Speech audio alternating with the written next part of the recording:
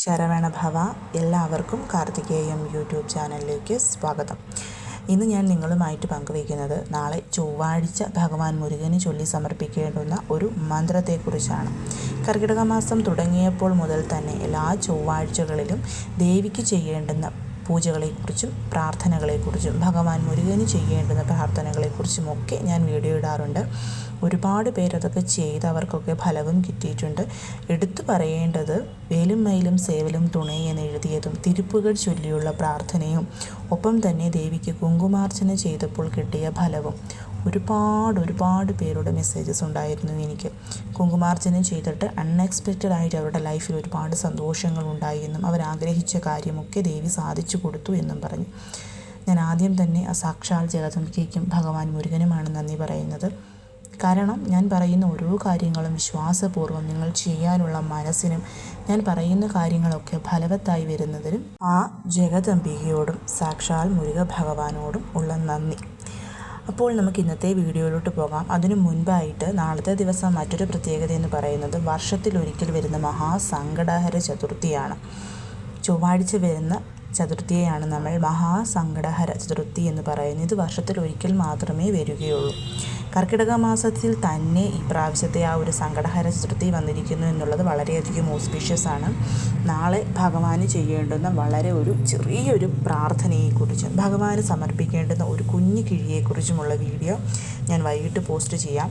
നിങ്ങൾ നേരിട്ടുകൊണ്ടിരിക്കുന്ന നിങ്ങളുടെ തടസ്സം, നിങ്ങളുടെ പ്രശ്നം, അതിനെ എന്താ പറയുന്നത്, വെള്ളത്തിൽ വരച്ച വര പോലെ മാഞ്ഞു പോകുന്ന രീതിയിൽ ആ ഒരു പരിഹാരം നിങ്ങളെ സഹായിക്കുന്നതാണ്. അത്രമാത്രം പവറുള്ളതാണത്. ഞാൻ വൈകിട്ടത് പോസ്റ്റ് ചെയ്യുന്നതായിരിക്കും. എല്ലാവരും അത് കണ്ട് ചെയ്യാൻ ശ്രമിക്കണം. നിങ്ങളുടെ ജീവിതത്തിൽ എന്തൊരു തടസ്സമാണെങ്കിലും നിങ്ങളിലോട്ട് എത്തണമെന്ന് ആഗ്രഹിക്കുന്ന കാര്യത്തിലെ തടസ്സം എന്താണെങ്കിലും അത് വളരെ പെട്ടെന്ന് തന്നെ മാഞ്ഞു പോകും. അപ്പോൾ നമുക്ക് നാളെ ഭഗവാൻ മുരുകൻ എന്താണ് ചെയ്യേണ്ടതെന്ന് നോക്കാം. നാളെ കർക്കിടക മാസത്തിലെ അവസാനത്തെ ചൊവ്വാഴ്ചയാണ്. എല്ലാ ചൊവ്വാഴ്ചയും നമ്മൾ ഭഗവാന് വേണ്ടി പ്രാർത്ഥിക്കാറുണ്ടെങ്കിൽ കർക്കിടക മാസത്തിന് അതിൻ്റേതായിട്ടുള്ളൊരു പ്രാധാന്യമുണ്ട്. നാളത്തെ ദിവസം നിങ്ങൾ ചെയ്യേണ്ടത് രാവിലെയോ വൈകിട്ടോ, ഇതിന് ഞാനങ്ങനെ ചൊവ്വാഹോര എന്നൊന്നും പറയുന്നില്ല, നിങ്ങൾക്ക് എപ്പോഴാണോ സമയം കിട്ടുന്നത് ആ ഒരു സമയം നിങ്ങൾ തിരഞ്ഞെടുക്കുക. ഭഗവാന്റെ ഫോട്ടോയോ വിഗ്രഹമോ വേലോ എന്താണോ ഉള്ളത് അതൊക്കെ തുടച്ച് വൃത്തിയാക്കി അഭിഷേകം ചെയ്യുന്നവരാണെന്നുണ്ടെങ്കിൽ അതൊക്കെ അഭിഷേകം ചെയ്ത് ഭഗവാന് മഞ്ഞൾ കുങ്കുമം പൊട്ടൊക്കെ സമർപ്പിച്ച് എന്തെങ്കിലും ഒരു പൂക്കളെങ്കിലും നാളെ സമർപ്പിക്കണം. കാരണം കർക്കിടക മാസത്തിലെ അവസാനത്തെ ചൊവ്വാഴ്ചയാണ്.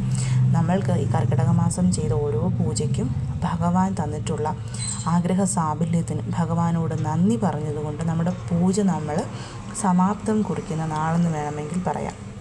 അതുകൊണ്ട് തന്നെ ഭഗവാനോട് നമ്മൾ നന്ദി പറയണം. ഇനിയിപ്പം മഹാസ്കന്ധഷഷ്ടിയൊക്കെയാണ് വരാൻ പോകുന്നത്. അപ്പോൾ അന്നത്തേക്ക് നമ്മൾക്ക് ആ ചെയ്യുന്ന എല്ലാ കാര്യങ്ങൾക്കും ഉള്ള അനുഗ്രഹം ലഭിക്കാൻ വേണ്ടിയിട്ട് നമ്മൾ ഈ കർക്കിടക മാസത്തിലെ ലാസ്റ്റത്തെ ചൊവ്വാഴ്ച ഇത്ര നാളും നമുക്ക് തന്നിട്ടുള്ള എല്ലാ കാര്യത്തിനും നമ്മൾ ഭഗവാനോട് നന്ദി പറഞ്ഞ് നമ്മുടെ കർക്കിടകത്തിലെ പൂജ അവസാനിപ്പിക്കുന്നു. അതുകൊണ്ടാണ് ഞാൻ പറഞ്ഞത് എന്തെങ്കിലും ഒരു പൂവ് കിട്ടുന്നെങ്കിൽ ഭഗവാന് സമർപ്പിക്കണമെന്നുള്ളത്. അതിനുശേഷം നിങ്ങൾ ദീപം കൊളുത്തി വെക്കുക. ഇപ്പം വെറ്റില ദീപമോ അതേപോലെ തന്നെ തുവരപ്പരിപ്പ് ദീപമൊക്കെ കൊളുത്തുന്നവരാണെന്നുണ്ടെങ്കിൽ നിങ്ങൾ ആ കൂടെ ഈ പൂജ ചെയ്യരുത്. അല്ലാതെ സെപ്പറേറ്റ് ആയിട്ട് ഈ ഒരു പൂജ ഒറ്റയ്ക്ക് തന്നെ ചെയ്യാനായിട്ട് ശ്രമിക്കണം. അതുകൊണ്ടാണ് ഞാൻ പറഞ്ഞത് ചൊവ്വാഹോരയൊന്നും നിങ്ങൾ തിരഞ്ഞെടുക്കേണ്ടുന്ന കാര്യമേ ഇല്ല എന്നുള്ളത്. അങ്ങനെ ഒരു സെപ്പറേറ്റ് ഒരു ദീപം, അതായത് ഒരു നെയ്ദീപം കൊളുത്തി വെക്കുക. ആ നെയ്ദീപം കൊളുത്തി വെച്ചതിന് ശേഷം ഭഗവാൻ എന്തെങ്കിലും ഒരു നിവേദ്യം, നാളെ തീർച്ചയായിട്ടും ഭഗവാൻ എന്തെങ്കിലും ഒരു നിവേദ്യം സമർപ്പിക്കണം. പഴം സമർപ്പിക്കാം, തേൻ സമർപ്പിക്കാം, പഞ്ചാമൃതം സമർപ്പിക്കാം, നട്ട്സ് സമർപ്പിക്കാം, അല്ലെങ്കിൽ നിങ്ങളുടെ വീട്ടിലുള്ള എന്ത് ഫ്രൂട്ട്സ് ആണോ ഉള്ളത് അത് സമർപ്പിക്കാം. ശർക്കര പായസം സമർപ്പിക്കാം, നമ്മുടെ കടല പുഴുങ്ങി അത് സമർപ്പിക്കാം. നിങ്ങൾക്ക് എന്ത് സാധിക്കുമോ അത് നിങ്ങളുടെ സമയവും സന്ദർഭവും ഒക്കെ അനുസരിച്ച് ഭഗവാന് മനസ്സോടുകൂടി എന്ത് നിങ്ങൾ സമർപ്പിച്ചാലും അത് പൂർണ്ണമായിട്ടുള്ള മനസ്സോടുകൂടി നാളത്തെ ദിവസം ഭഗവാന് സമർപ്പിക്കാനായിട്ട് ശ്രദ്ധിക്കണം. അങ്ങനെ ഭഗവാൻ അതും സമർപ്പിച്ചു. എന്നിട്ട് നമ്മൾ അവിടെ ഇരുന്ന് വേൾമാറലിലെ ആദ്യത്തെ 2 ലൈൻസാണ് ചൊല്ലുന്നത്. തിരുത്തണിയിൽ ഉദിത്തരുളും ഒരുത്തന്മലൈ വിരുത്തൻ എനതുളത്തിൽ ഉറൈ കരുത്തന്മയിൽ നടത്തുകുഹൻ വേലേ. ഇതിനു മുൻപ് ഞാൻ നിങ്ങൾക്ക് പരുത്തമുല ശിരുത്തയുടെ വെളുത്തുനകി കറുത്തകുഴൽ ശിവത്തൈതൾ മറച്ചുരുമി വിഴിക്കുനികരാകും. ഈ 2 ലൈൻസ് ചൊല്ലി വള്ളി ദേവയാനി അമ്മമാരെ മനസ്സിൽ സങ്കല്പിച്ച് പ്രാർത്ഥിക്കണമെന്ന് പറഞ്ഞു തന്നിരുന്നു. അത് പ്രാർത്ഥിച്ച് ഒരുപാട് പേർക്ക് ഫലം കിട്ടിയിട്ടുണ്ട്. അതേപോലെ തന്നെ ഫലമുള്ളതാണ് ഈ ഒരു തിരുത്തണിയിൽ ഉദിത്തരുളും ഒരുത്തന്മലൈ വിരുത്തൻ എനതുളത്തിലുറൈ കരുത്തന്മയിൽ നടത്തുകുഹൻ വേലേ. അതായത് തിരുത്തണിയിൽ ഉദിച്ചു വരുന്ന, എല്ലാവർക്കും അറിയാം തിരുത്തണി എന്ന് പറയുന്നത് ഭഗവാന്റെ അറുപട വീടുകളിൽ ഒന്നാണ്. ആ അറുപട വീടുകളിൽ ഉദിച്ചു വന്ന, എങ്ങനെയാണ് ഭഗവാൻ ഉദിച്ചു വരുന്നതെന്നൊക്കെ സ്കന്ദഷഷ്ഠി കവചത്തിൽ ഞാൻ നിങ്ങൾക്ക് വളരെ വ്യക്തമായി പറഞ്ഞു തന്നിട്ടുണ്ട്. ചെന്താമര, അതായത് ഉദിച്ചു വരുന്ന ആ ഒരു സ്വർണ്ണ വർണ്ണ നിറത്തിൽ സൂര്യൻ്റെ കളറിലാണ് ഭഗവാൻ ജ്വലിച്ചു വരുന്നത്. അതായത് എന്താ പറയുന്നത്, ഇരുട്ട് നിറഞ്ഞ ആകാശത്തിൽ സൂര്യൻ ഇങ്ങനെ ഉദിച്ചു വരുമ്പോൾ ആ ഒരു ഭാഗത്ത് സ്വർണ്ണ കളറല്ലേ. അപ്പം അതേപോലെയാണ് ഭഗവാൻ വരുന്നത്. തിരുത്തണിയിൽ ഉദിത്തരുളും ഒരുത്തൻ മലവിരുത്തൻ എനതുളത്തിൽ ഉറൈ കരുത്തന്മയിൽ നടത്തുകുഹൻ വേല. അങ്ങനെ ഉദിച്ചു വരുന്ന ഭഗവാൻ വേലോടും മയിലോടും കൂടി എൻ്റെ ഹൃദയത്തിൽ നിറഞ്ഞു നിൽക്കൂ എന്നുള്ളതാണ് ഇവിടെ പറയുന്നത്. അപ്പം നമ്മളത് മനസ്സിൽ കണ്ടുകൊണ്ട് വേണം ഈ ഒരു നാമം നിങ്ങൾ 108 തവണ ചൊല്ലുക എന്നുള്ളതാണ്. മറ്റൊന്നും എന്താ പറയുന്നത്, മുന്നോട്ടും പിന്നോട്ടും സൈഡിലോട്ടും നമ്മൾ മറ്റൊരു ചിന്തയും ഇവിടെ വെക്കാതെ ഭഗവാൻ എന്ന് പറയുന്ന ആ ഒരു അറുമുഖനെ മാത്രം മനസ്സിൽ കണ്ടുകൊണ്ട് നമ്മുടെ ജീവിതത്തിലെ ഇരുട്ട്, ആ ഒരു ഇരുട്ടിനെ നീക്കി അവിടെ വെളിച്ചമായി ഭഗവാൻ ഉദിച്ചു വരുന്നതായിട്ട് കണ്ടുകൊണ്ട് നമ്മൾ ഈ ഒരു മന്ത്രം 108 പ്രാവശ്യം ചൊല്ലുക. നിങ്ങളുടെ ആഗ്രഹങ്ങൾ ഭഗവാനോട് മനസ്സിൽ പറഞ്ഞുകൊണ്ട്. ഒരുപാട് പേര് ചോദിക്കാറുണ്ട്, ആഗ്രഹം പറഞ്ഞുകൊണ്ട് തന്നെ ചൊല്ലണമെന്ന് നിർബന്ധമുണ്ടോ? ഞാനെപ്പോഴും അങ്ങനെ പറയുന്നേ ഉള്ളൂ. ഒന്നും ആഗ്രഹിക്കാതെ ഭഗവാനെ നിങ്ങളൊന്ന് പ്രാർത്ഥിച്ച് നോക്കൂ. നമ്മൾ പോലും അറിയാതെ നമ്മളിലേക്ക് എന്തൊക്കെയാണ് വന്ന് ചെയ്യുന്നതെന്ന് നമുക്ക് തന്നെ പറയാൻ പറ്റില്ല. ഒന്നും ഭഗവാനോടൊന്നും ചോദിക്കരുത്.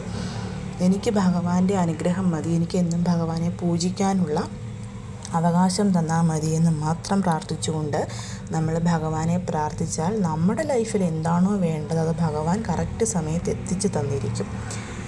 ഞാൻ പറഞ്ഞു എന്നേ ഉള്ളൂ. ആഗ്രഹങ്ങളൊക്കെ എല്ലാവർക്കും ഉള്ളതാണെന്ന് എനിക്കറിയാം. അപ്പോൾ അത്രമേൽ വേണ്ടപ്പെട്ട നിങ്ങളുടെ ഒരു ആഗ്രഹം ഭഗവാനോട് പ്രാർത്ഥിച്ചുകൊണ്ട് നിങ്ങൾ ഈ ഒരു മന്ത്രം 108 പ്രാവശ്യം ചൊല്ലുക. തിരുത്തണിയിൽ ഉദിത്തരുളും ഒരുത്തൻ മലൈ വിരുത്തൻ എനതുളത്തിൽ ഉറൈ കരുത്തൻ മയിൽ നടത്തു ഗുഹൻ വേലേ. അങ്ങനെ ഈ മന്ത്രം 108 പ്രാവശ്യം ചൊല്ലി നിങ്ങൾ ഭഗവാന്റെ മുൻപിൽ തല കുമ്പിട്ട് കൈകൂപ്പി നിങ്ങളുടെ ആഗ്രഹം എത്രയും പെട്ടെന്ന് സാധിച്ചു തരണമെന്ന് പ്രാർത്ഥിക്കാം. വേണമെങ്കിൽ നിങ്ങൾക്കിത് അടുപ്പിച്ച് 6 ദിവസം ഇതുപോലെ തന്നെ ചെയ്യാവുന്നതാണ്. നിർബന്ധമില്ല, ഞാൻ പറഞ്ഞു എന്നേ ഉള്ളൂ. അങ്ങനെ നിങ്ങൾ ചൊല്ലി തുടങ്ങിയാൽ ചിങ്ങം 1 ഞായറാഴ്ച തീരും. അപ്പം പുതിയൊരു വർഷം, ചിങ്ങം 1 പറയുന്നത് നമ്മുടെ മലയാളികളുടെ പുതിയൊരു വർഷം ആരംഭിക്കുകയാണ്, പുതിയൊരു മലയാള മാസം ആരംഭിക്കുകയാണ്. അപ്പം അന്നുകൊണ്ട് നിങ്ങളുടെ ജീവിതത്തിലെ എല്ലാ പ്രശ്നങ്ങളും ഭഗവാൻ തേച്ചു മായ്ച്ചു കളയും എന്നുള്ള വിശ്വാസത്തോടു കൂടി അടുപ്പിച്ച് 6 ദിവസം വേണമെങ്കിൽ നിങ്ങൾക്കിത് ചൊല്ലാവുന്നതാണ്.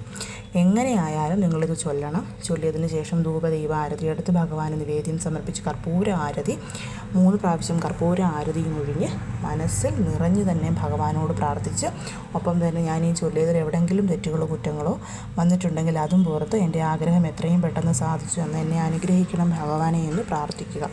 നിങ്ങളുടെ പ്രശ്നം അതെന്തായാലും, നിങ്ങളുടെ ജീവിതത്തിലെ എന്ത് വേദനകളാണെങ്കിലും അതെല്ലാം ഭഗവാൻ മാറ്റിത്തന്ന് നിങ്ങൾക്ക് സന്തോഷം തന്നിരിക്കും.